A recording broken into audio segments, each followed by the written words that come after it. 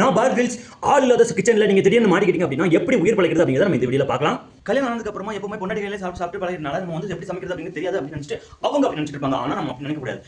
நம்மளோட சொந்த கையில் நமக்கு என்ன பண்ணலாம் அப்படிங்கிறத நம்ம வந்து தெரிஞ்சு வச்சுக்கணும். நம்ம அழகா சமையல் பண்ணி நம்மளே சாப்பிட்டு உயிர் வாழ்ந்துக்கணும்.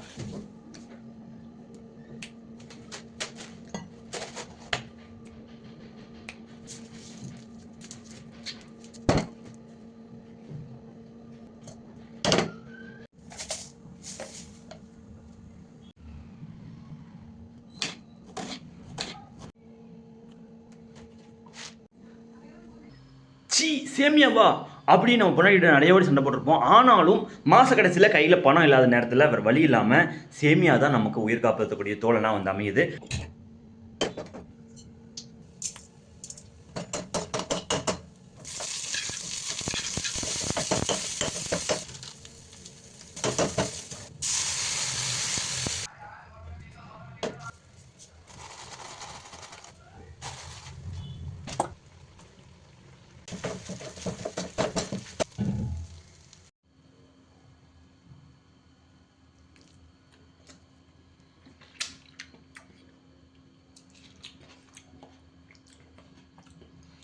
கொஞ்சம் வித்தியாசமான சுவையில் கொஞ்சம் ஒரு மாதிரி தான் இருக்குது.